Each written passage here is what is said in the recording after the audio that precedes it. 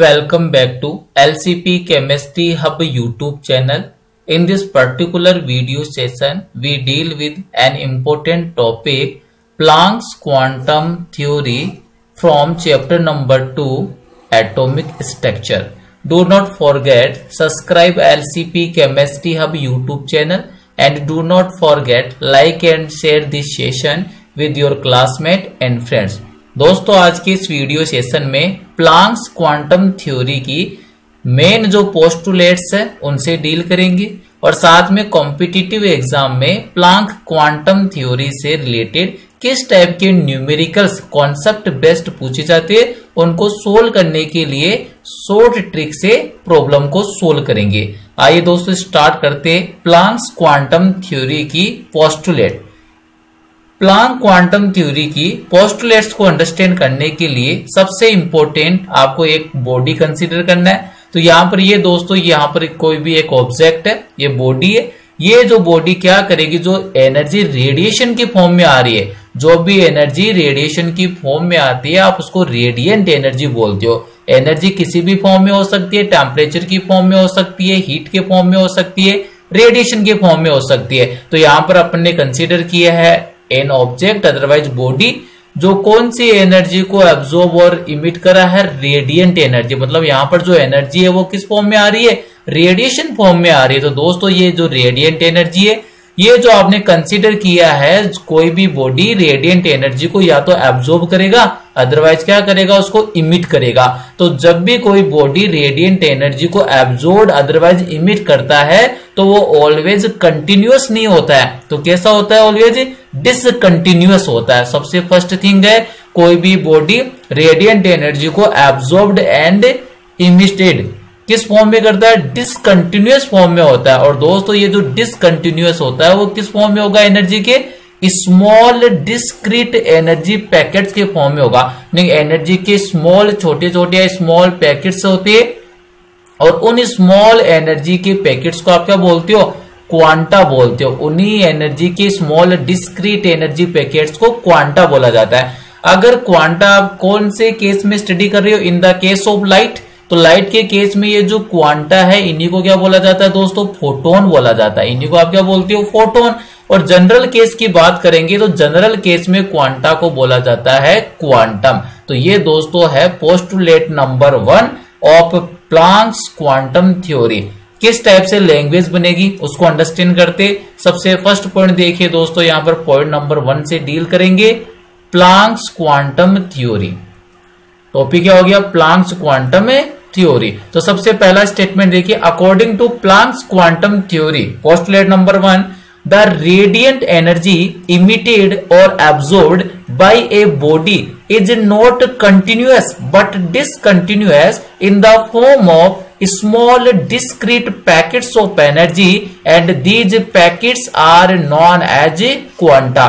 Postulate number 1 में दोस्तों यही डिफाइन किया है कि कोई भी बॉडी जो रेडिएंट एनर्जी का एब्जॉर्ब और इमिट है वो डिसकंटिन्यूअस फॉर्म में करेगा। और डिसकंटिन्यूअस एनर्जी की कौन से पैकेट होंगे, स्मॉल एनर्जी के पैकेट्स होंगे और इन्हीं को आप क्या बोलते हो, क्वांटा बोलते हो। एक बार वापिस से रिपीट करता हूं मैं, postulate number 1 of Planck's quantum theory, the radiant energy emitted or absorbed by a body is not continuous but discontinuous in the form of small discrete packets of energy and these packets are known as a quanta।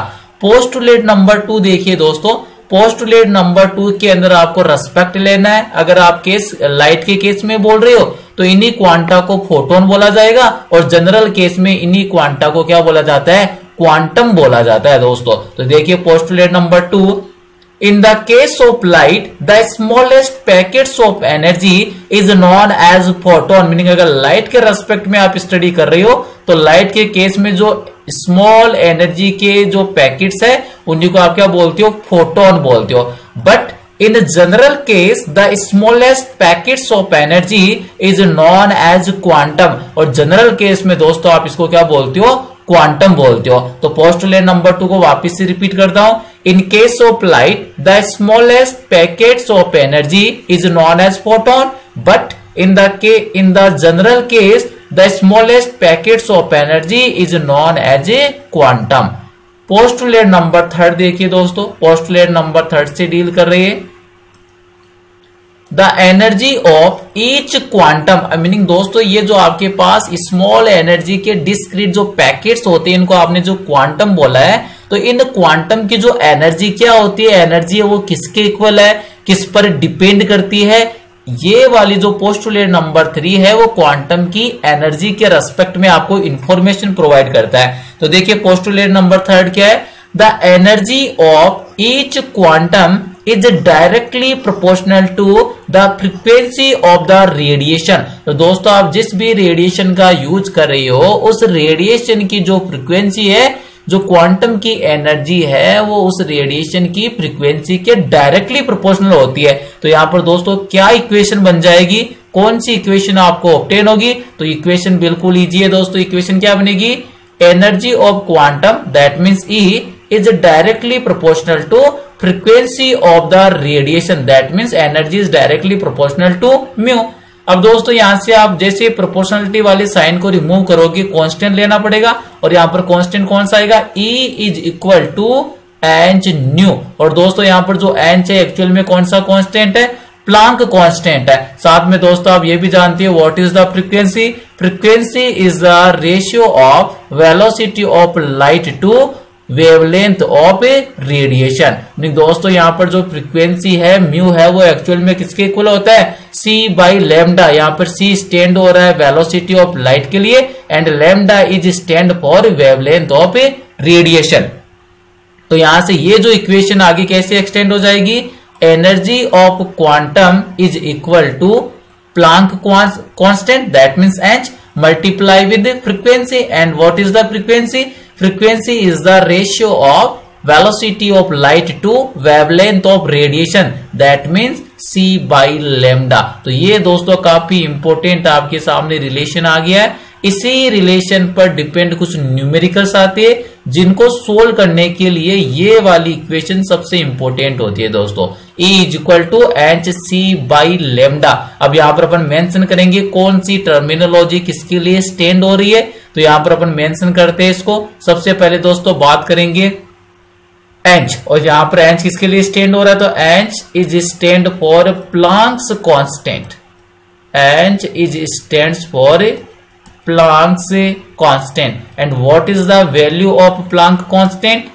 The value of Planck constant is equal to 6.626 multiply with 10 the power raised to minus 34 joule second. ये दोस्तों किसकी value होती है, Planck constant की। Here H is stand for Planck constant, and what is the value of Planck constant, 6.626 multiply with 10 the power raised to minus 34 joule second. And दोस्तों यहां पर C किसके लिए स्टैंड हो रहा है, C is stand for velocity of light. Here C is stand for velocity of light, velocity of A light. And what is the velocity of light, what is the value of velocity of light, the velocity of light is equal to 3 multiply with 10 the power raised to 8 metre पर second. तो दोस्तों velocity of light की value ये होती है 3 multiply with 10 the power raise to 8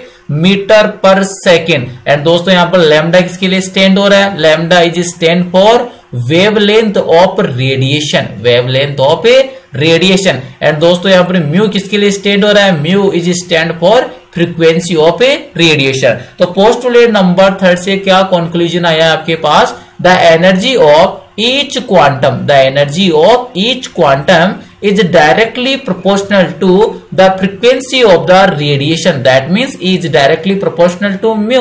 और जैसे आपने इस वाले डायरेक्टली प्रोपोर्शनल वाले साइन को रिमूव किया, कांस्टेंट लेना पड़ा। कांस्टेंट कौन सा है, प्लांक कांस्टेंट, और प्लांक कांस्टेंट को किससे रिप्रेजेंट करते हो, एच के थ्रू। और प्लांक कांस्टेंट की वैल्यू कितनी होती है दोस्तों, 6.626 multiply with 10 the power raise to minus 34 joule second. And we know that what is the frequency, frequency is the ratio of velocity of light to wavelength of radiation, that means mu is replaced by c by lambda। तो यहां पर दोस्तों आपने mu को replace कर दिया c by lambda से, तो आपको एनर्जी का क्या फॉर्मूला ऑब्टेन हो गया, energy is equal to hc by lambda. Postulate number 4 से डील करते हैं। Total amount of energy transmitted from one body to another will be sum integral multiple of energy of a quantum. Meaning दोस्तों postulate number 4 में क्या है कि जब भी आप एनर्जी को क्या कर रहे हो, ट्रांसमिटेड कर रहे हो from one body to another body, मतलब जब भी आप वन बॉडी से अनदर बॉडी के अंदर एनर्जी को ट्रांसमिटेड करते हो, तो इस कंडीशन में जो क्वांटम की एनर्जी क्या होती है, सम इंटीग्रल मल्टीपल, मतलब जो भी क्वांटम की एनर्जी है उसको मल्टीप्लाई कर दीजिए कंप्लीट नंबर से या कंप्लीट इंटीजर से। तो यहां पर एनर्जी का क्या फॉर्मूला ऑब्टेन होगा दोस्तों आपको, तो यहां पर पोस्टुलेट नंबर 4 के अंदर एनर्जी का फॉर्मूला आपको ऑब्टेन होगा, energy of photon is equal to N H nu. ये दोस्तों आपको फॉर्मूला ऑब्टेन हो जाएगा एनर्जी का, क्योंकि पोस्टुलेट नंबर 4 के अंदर लैंग्वेज देखेंगे, total amount of energy transmitted from one body to another will be sum integral multiple of energy of a quantum, that means E is equal to N H nu. और दोस्तों यहां पर अगर आप बात करेंगे, ये जो एन है वो किसको रिप्रेजेंट कर रहा है, तो here N is stand for positive integer, here N is stand for positive integer. ये लीजिए मेंशन कर देते, here N is equal to positive integer, positive integer, here N is stand for positive integer. और दोस्तों इसी N को और आप क्या बोल सकते हो, इसी स्मॉल एन को आप बोल सकते हो नंबर ऑफ क्वांटा, इसी एन को और आप क्या बोल सकते हो, number of quanta, number of quanta. तो ये दोस्तों सिंपल सिंपल सी पोस्टुलेट है प्लांक्स क्वांटम थ्योरी की। अब इस पर बेस्ड किस टाइप से न्यूमेरिकल्स आते हैं, उन न्यूमेरिकल को दोस्तों अपन क्या करेंगे, सोल्व करेंगे। तो आइए स्टार्ट करते हैं प्रॉब्लम नंबर 1 से। सबसे पहले देखिए दोस्तों आपको प्रॉब्लम गिवन है, प्लांक क्वांटम जो थ्योरी है इसकी जितनी भी पोस्टुलेट है उनसे आपने डील कर लिया है। अब इन्हीं पोस्टुलेट्स का यूज करते हुए इन्हीं पोस्टुलेट्स के कॉन्सेप्ट को अप्लाई करना है प्रॉब्लम को सोल्व करने में। सबसे पहली प्रॉब्लम से दोस्तों अपन डील कर रही है।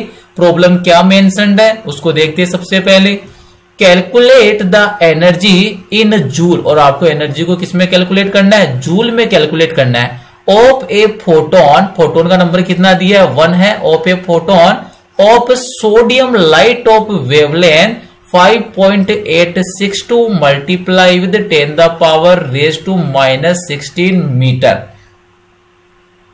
तो दोस्तों इस वाली प्रॉब्लम में आपको क्या फाइंड आउट करना है, एनर्जी को फाइंड आउट करना है। तो सबसे पहले अपन डील करते हैं दोस्तों आपको प्रॉब्लम के अंदर क्या क्या क्वांटिटीज गिवन है। तो यहां पर देखिए calculate the energy of a photon, photon की एनर्जी तो आपको फाइंड आउट करनी है, कैलकुलेट करना है, of sodium light of wavelength. Meaning दोस्तों सबसे पहले अपन यहां पर मेंशन करेंगे गिवन, कौन कौन सी आपके पास क्वांटिटीज है वो गिवन है। तो गिवन क्या आपको वेवलेंथ, वेवलेंथ को किससे रिप्रेजेंट करते हो, लैम्डा से, और लैम्डा की वैल्यू कितनी गिवन आपको 5.862।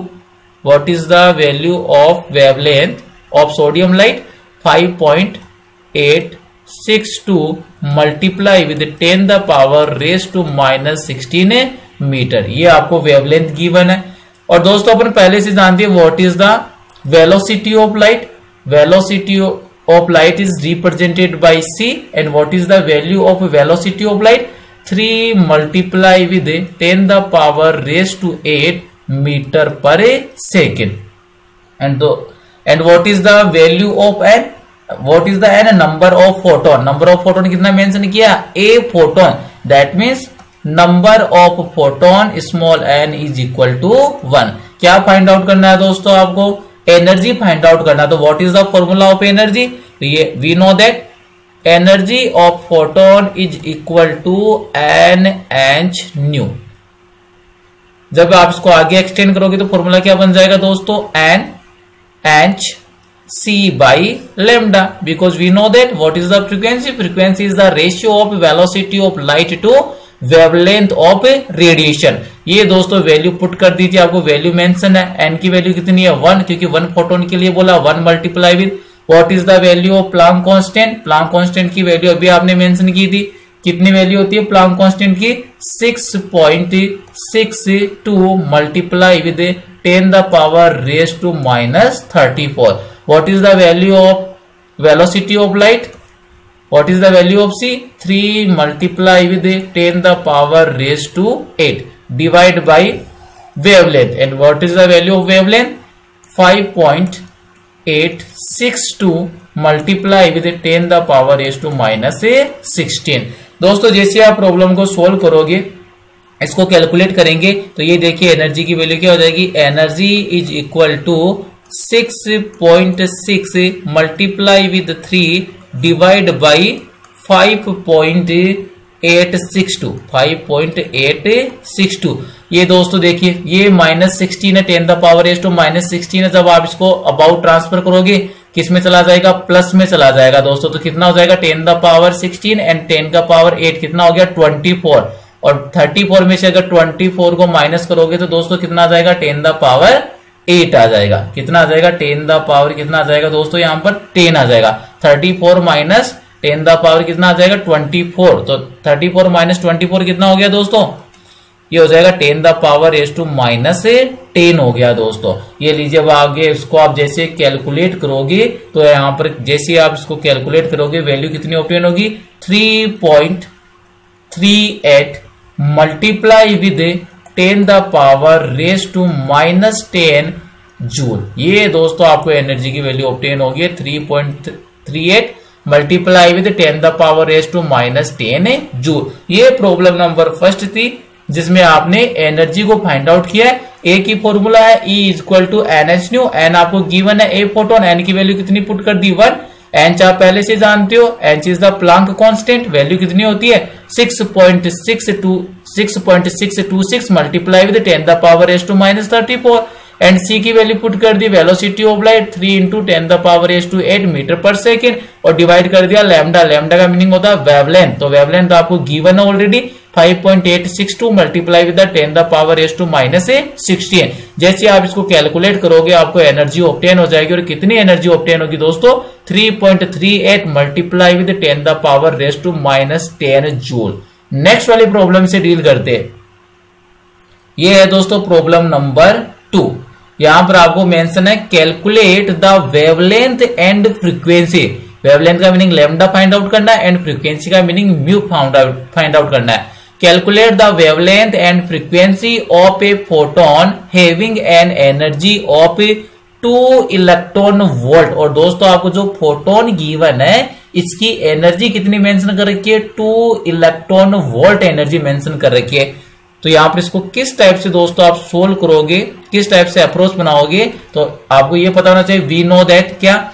We know that what is the 1 electron volt.